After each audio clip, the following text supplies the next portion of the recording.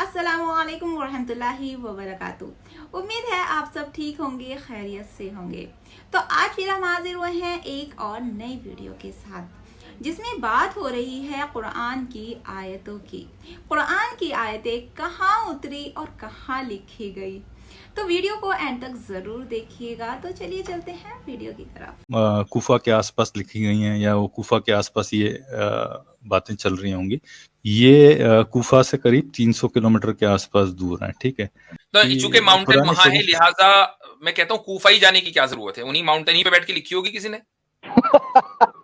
Primary source तो हमारा तवातुर तबका है, उसी पर बात हुई अभी एग्नोस्टिक स्केप्टिक एग्नोस्टिक से। पर वो तो हाईली प्रोन टू एरर है एक्चुअली। कर दीजिए साबित। यानी ये कैसे हुआ कि हाईली प्रोन टू एरर, यानी तवातुर तबका जो है वो हाईली प्रोन टू एरर है। फिलो भाई ऐसे करते हैं, आपकी जो टेक्निक है ना वो मुझे पसंद आई है। तो क्यों ना सनातनियों को खुश करने के लिए ये जो सूरह बकरा है ये मुगलिया दौर में बनी होगी, क्योंकि ईद बकर जो है वो इंडिया के अंदर मनाई जाती है और हिंदुओं को जलाने के लिए सूरह बकरा बनाई गई थी। ठीक है फिलो भाई, लो जी एतराज घड़ लिया नया, लो जी फैला दो इसे मार्केट में। ये हो रहा है इस्लाम के साथ, ये हो रहा है। अच्छा जी, ये है फिलियोसेपियंस। सलाम मुफ्ती साहब, आमिर भाई कैसे हैं? और जी जी थैंक यू। हाँ, एक्नॉलेज इस्लाम भाई, साई मुस्लिम भाई, सभी को सलाम। अच्छा मुफ्ती साहब, कोशिश करूंगा मुख्तसर सी गुफ्तगू के लिए, पर हमेशा की तरह हो सकता है कि थोड़ी लंबी चली जाए। मेरी आपसे इस बारे में बात हुई है और सूरह फातिर की आयत 27 के बारे में बात हुई है मेरी आपसे। हाँ हुई है। तो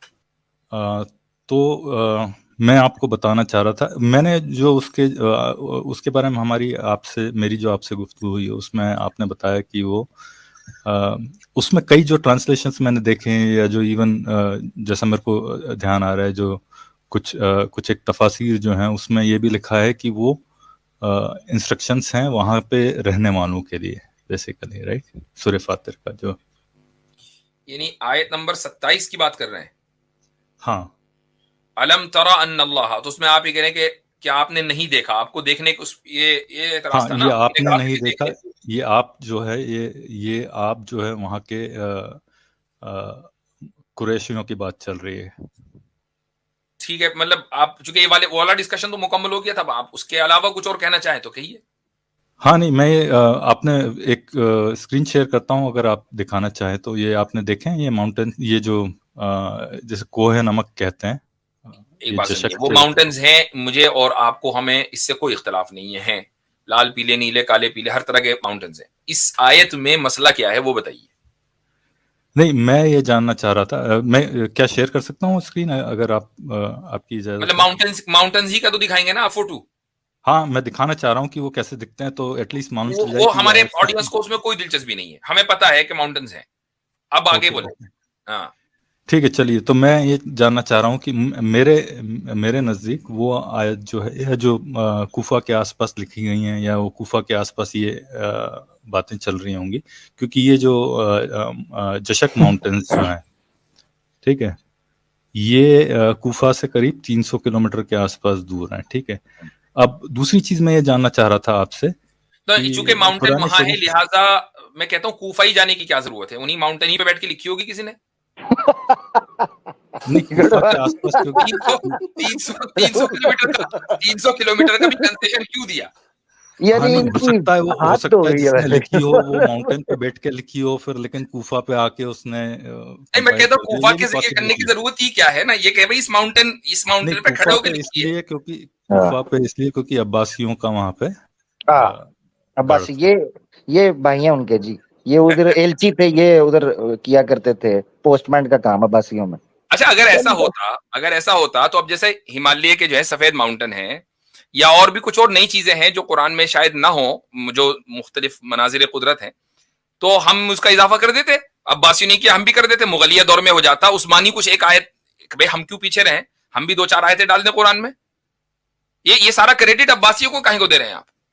नहीं, पर ये इसके लिए ये जानना जरूरी है कि क्या मुकम्मल कुरान का कोई भी नुस्खा जो है वो 8th सेंचुरी के पहले मिलता है या नहीं। ہم تو قرآن کے نسخے کے اوپر اعتبار کرتے ہی نہیں نا. اعتبار کرتے ہیں، اعتماد نہیں کرتے ہیں، یعنی اس پر ریلائی نہیں کرتے کہ قرآن کے محفوظ ہونے کے لیے اس کا مکمل نسخہ ہمارے پاس آج ہونا ضروری ہے، اس پر اعتماد نہیں ہے، کیونکہ وہ ہمارے لیے سیکنڈری سورس ہے. پرائمری سورس تو ہمارا تواتر طبقہ ہے، اسی پر بات ہوئی ابھی ایگنوسٹک اسکیپٹک ایگنوسٹک سے. پر وہ تو ہائیلی پرون ٹو ایرر ہے ایکچولی.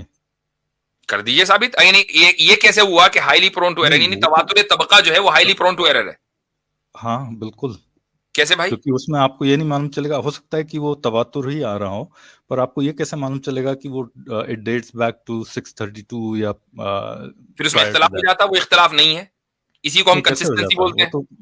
کیوں نہ ہوتا؟ یعنی اگر یہ ہوتا نا کہ بھائی کچھ صحابہ نے مثلا کچھ صحابہ مصر چلے گئے، کچھ کوفہ آپ کا جو لولی شہر ہے وہاں چلے گئے، کچھ جو ہے وہاں چلے گئے شام میں، ہر ایک صحابی نے اپنے اعتبار سے آیت ایک بتا دی جو بھی اس نے سنی نہیں سنی، اور اس کے بعد وہاں کے لوگوں نے اس کو نقل کر لیا اور آگے پہنچا دیا. تو پھر تو آج الگ الگ ورژن ہونے تھے نا. نہیں، یہ بھی تو ہو سکتا ہے نا کہ یہ جب کمپائل ہوئی اور تب کوفہ میں ہی کمپائل ہوئی اور کوفہ سے ہی میں کہتا ہوں کوفیوں نے اگر کمپائل کیا تو شامیوں نے کیوں قبول کیا؟ شام اور کوفہ کے اندر تو بڑی ٹسن چلتی تھی.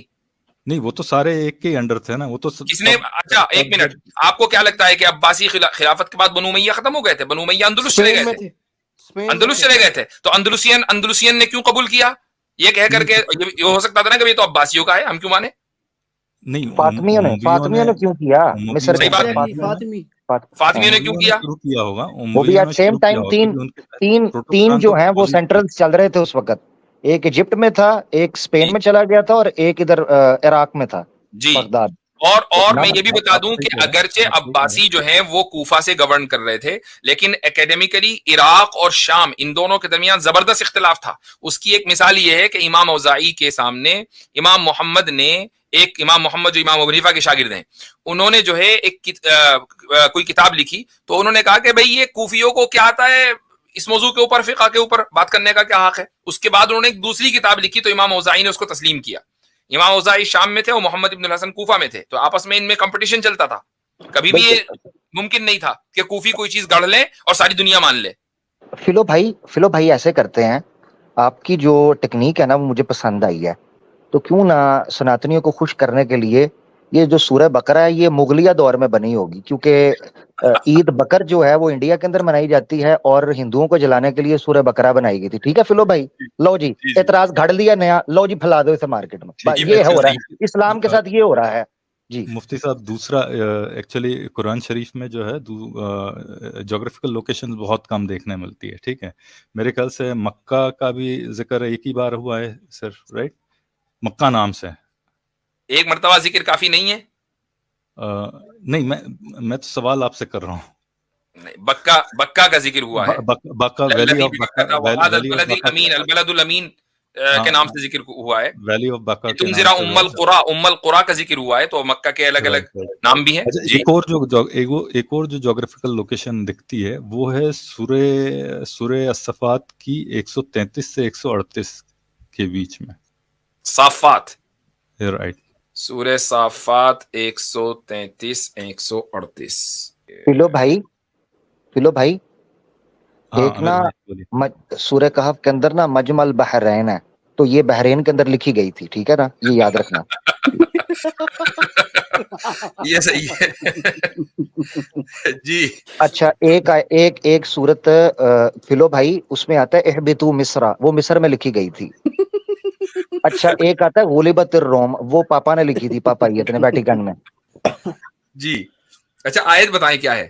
ہاں 133 سے 138 کے بیچ میں. بھائی 101 یہ تھوڑا ترجمہ پڑھیں اس کا، چونکہ یہ جو ہے وَإِنَّكُمْ لَتَمُ إِلَّا عَجُوزًا فِي الْغَابِرِينَ ثُمَّ دَمَّرْنَا إِذْ نَجَّيْنَاهُ وَأَهْلَهُ أَجْمَعِينَ إِلَّا عَجُوزًا فِي الْغَابِرِينَ ثُمَّ دَمَّرْنَا الْآخَرِينَ وَإِنَّكُمْ لَتَمُرُّونَ عَلَيْهِم مُصْبِحِينَ. ٹھیک ہے، اس میں کیا مسئلہ ہے؟ یہ پلر آف سالٹ کی بات کر رہے ہیں یہاں پہ، رائٹ؟ پلر آف سالٹ وَإِنَّ لُوطًا لَمِنَ الْمُرْسَلِينَ إِذْ نَجَّيْنَاهُ وَأَهْلَهُ أَجْمَعِينَ إِلَّا عَجُوزًا فِي الْغَابِرِينَ ثُمَّ دَمَّرْنَا الْآخَرِينَ وَإِنَّكُمْ لَتَمُرُّونَ عَلَيْهِم. اس میں تو پلر آف سالٹ کا کہیں ذکر نہیں ہے. 37 کی 133 پلر یار یہ ہر جگہ قرآن کے اس میں بھی جو ہے نا ایڈ گھسا دیتے ہیں. رک جائیے، یہ بڑا مسئلہ ہے. نہیں اس میں مجھے مفتی صاحب پلر آف سالٹ کا سمجھ نہیں آتا. وہ تو کچھ لوگوں نے منسوب کیا ہوا ہے نا کہ وہ حضرت لوط کی بیوی کا وہ اسٹیچو ہے. قرآن کے اس میں کیا لکھا ہے؟ اچھا وہ والی بات ہو رہی ہے 137. ہاں 137 138 اس کا میں یہ لکھا ہے نا کہ you pass by it day and night pretty much. اے مکہ والو تم ان کی بستیوں پر سے گزرتے ہو کبھی صبح وَإِنَّكُمْ لَتَمُرُّونَ عَلَيْهِم مُصْبِحِينَ. تو اس میں پلر آف سالٹ کہاں سے آ گئے؟ اب میں ایک آپ کو جوک سناتا ہوں. پلر آف سالٹ پہ یاد آیا 3-4 سال پہلے میرا جارڈن جانا ہوا بھائی. تو میں نے میرے ساتھ ایک صاحب اور تھے, تو ہم دونوں باہر نکلے ایئرپورٹ سے. ہمارے پاس صرف 10-12 گھنٹے تھے جارڈن میں. تو ہم نے کہا چلو یہاں کے تاریخی مقامات دیکھ لیتے ہیں. تو ایک ٹیکسی والے سے بات کی, ہم نے کہا کہ بھائی وہ جو حضرت لوط کا جو علاقہ ہے ہمیں وہاں بھی جانا ہے جہاں ان کی قوم پہ عذاب آیا تھا. کہ ہاں ٹھیک ہے. اچھا اب اس کے بعد وہ ہمیں لے کے چلا تو جو ڈیڈ سی ہے وہاں تک تو اس نے پہنچا دیا. اب اس کے بعد کہنے لگا, میں نے کہا اچھا حضرت لوط علیہ السلام کا یہاں کہیں کوئی نشان؟ کہ لیں ہاں ان کی قبر ہے. میں نے کہا اچھا وہ تو یہاں سے چلے گئے تھے. میں نے اس سے کہا, میں نے کہا یہاں سے چلے گئے تھے؟ کہ نہیں قبر یہی ہے ان کی. میں نے کہا اچھا کہاں ہے؟ اس نے ایک بہت بڑا پتھر جو ہے نا اوپر رکھا ہوا تھا, کہ لیں وہ رہی. اچھا اس کے برابر میں ایک پتھر کی شکل کی ایک وہ لمبا سا پتھر تھا, کہ نہیں یہ ان کی بیوی ہے. تو میں نے کہا بھائی یہ بیوقوف کسی اور کو بنانا, ہمیں یہاں سے لے کے نکل. نہیں وہ اصل میں وہ مفتی صاحب اس پہ نا وہ نہیں مشہور مفتی ہو صاحب, گیا ہے. لیکن یہی تو لیجنڈس ہیں. یہی تو میرا کہنے کا یہی مطلب ہے کہ یہ لیجنڈس جو ہیں یہ بکس میں آ گئی ہیں. نہیں یہ گپیں ہیں آپ کی, یہ آپ کی خود ساختہ گپیں ہیں, یہ لیجنڈ نہیں ہے میرا بھائی. یہی آپ کو تب سے اتنی آیتیں دے کے سمجھایا پہلے ہے. سے چلی آ رہی ہیں یہ لیجنڈس, یہ ایسا نہیں. اچھا اگر یہ ہوتا تو میں تو اس کو مان لیتا. میں نے کہا جی یہی بیوی ہے اور یہی قبر ہے, میں تو مان لیتا فوراً. میں نے تو اس کو پیسے بھی پورے نہیں دیے. میں نے کہا تو ہمیں ہر جگہ ٹور نہیں تو نے پورا کرایا, ڈاٹا میں نے اس کو الگ کہ تو دھوکہ دے رہا ہے. تو یہ والے جو دھوکے ہیں نا, یہ اصل میں کیا ہے, مستشرقین نے اورینٹلسٹ نے لوگوں کے ذہنوں میں ڈال دیے. یہاں اس میں پلرز آف سالٹ کا کوئی ذکر ہی نہیں ہے. لَتَمُرُّونَ عَلَيْهِمْ, ان کی بستیوں سے آپ گزرتے ہیں دن اور رات. 2 بستی سے تو میں بھی گزرا. اس کی تفسیروں میں اگر دیکھیں گے تو ملے گا میرے خیال سے. میں 100% شیور نہیں ہوں, جہاں تک مجھے یاد آ رہا ہے, پر ہو سکتا ہے کہ آپ صحیح ہوں, ہو سکتا ہے میں غلط ہوں اس معاملے میں. نہیں یہی ہے, مجھے ایسا دھیان آ رہا ہے کہ تفسیروں آپ ہی کا غلط ہونا طے ہے. یہ دھیان والی بات نہیں ہے بھائی. بات ہو تو پھر اصول کی, یعنی آپ اگر ہم سے گفتگو کر رہے ہیں, ڈائلاگ کر رہے ہیں, دلیل کی بنیاد پر ہونا چاہیے نا. بھائی مجھے دھیان آ رہا ہے تو یہ تو کوئی دلیل نہ ہوئی. ٹھیک ہے, میں ایک کوشش کرتا ہوں ایک تفسیر ڈھونڈنے کی, ٹھیک ہے نا. اچھا تو چلیں, اب مختصر بات کرنی تھی نا, یہ والی بات تو ہو گئی, دونوں باتیں ہو گئی ہیں. اب جی حضرت ان کے لیے نا جو فلو بھائی ہیں, ان کے ساتھ نا ایک دفعہ یہ ہوا کہ ایک یعنی ان کی مثال اس طرح ہے جس طرح یہ قرآن سے ٹکڑے پکڑ کے کر رہے ہیں. تو وہ ایک بیوہ تھی اور اس کا دیور تھا. ان دونوں کے درمیان نا ترکے کا اور وراثت کا مسئلہ چل پڑا. انہوں نے کہا مسئلہ کیسے حل کریں, اور کہا دونوں مسلمان ہیں, مسئلہ کرنا حل قرآن سے ہی ہے. ٹھیک ہے جی. تو وہ بچہ جو ہے نا اس کا بیوہ کا, وہ جناب کیس لے کر تو جناب فلو صاحب جو ہیں اس طرح کے کوئی تھے آدمی مفکر, ان کے پاس چلے گئے. اور ادھر سے دیور جو تھا یعنی چچا اس کا, وہ بھی آ گیا. تو انہوں نے کھلائے پیسے. تو انہوں نے کہا اچھا یہ کیسے, کہتا جی میں قرآن سے ثابت کروں گا. انہوں نے کہا کیسے کرو گے ثابت؟ اس نے کہا قرآن میں لکھا ہوا ہے ما اغنا عنہ مالہ و ماں کا سب. تو یہ ماں کا سب لکھا ہوا ہے, اس کا مطلب یہ ہے جتنا مال بچا ہے ماں کا سب, یعنی ماں کا سارا سب. ماں کا.